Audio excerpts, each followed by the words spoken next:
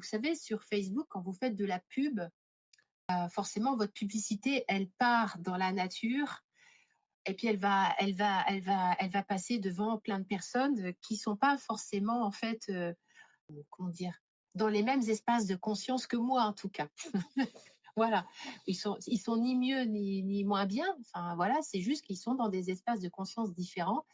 Et j'ai eu quand même pas mal de moqueries, de choses, d'incompréhension. Mais comment est-ce que je pouvais oser parler d'âme en ce qui concerne de la vulve? Depuis quand la vulve avait une âme? Alors, en bonne transmettrice que je suis, quand même, on va essayer d'éclairer la lanterne de ces pauvres ignorants. Voilà, mon petit ego spirituel s'en est un peu mêlé. Alors j'ai fait une tentative et puis je me suis dit: «Mais en fait, bah, laisse tomber, voilà, de toute façon ça sert à rien». Mais c'était intéressant finalement, pourquoi j'ai utilisé ce mot âme? Pourquoi l'âme de la vulve? Voilà, moi je viens du milieu chamanique et dans le milieu chamanique, on parle de recouvrement d'âme.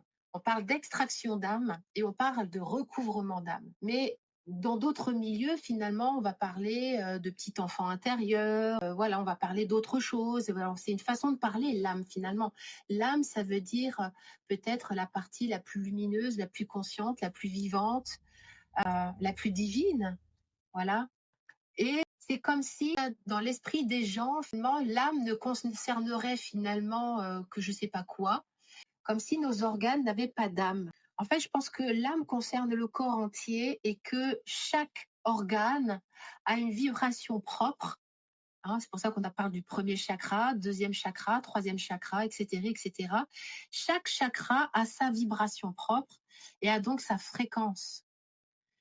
Et sa fréquence, eh bien, soit on y met une conscience amoureuse, cet esprit, ce qu'on appelle Dieu, soit ça peut rentrer en résonance avec, soit il y a des interférences. Et finalement, je dirais, l'esprit ne peut pas ensemencer la fréquence bien de la vulve, la fréquence du foie. Quand un foie est malade, quand un sein est malade, quand un estomac est malade, quand un côlon est malade, qu'est-ce qui fait, qu'est-ce qui crée la maladie? C'est que du coup, je pense qu'il y a des fréquences, il y a des choses, il y a des interférences, il y a de la mémoire, il y a des choses, hein, on ne va pas rentrer dans le détail, mais il y a vraiment, c'est comme si l'organe ne peut pas vibrer à la fréquence sa plus noble. Donc c'est comme s'il sonne faux.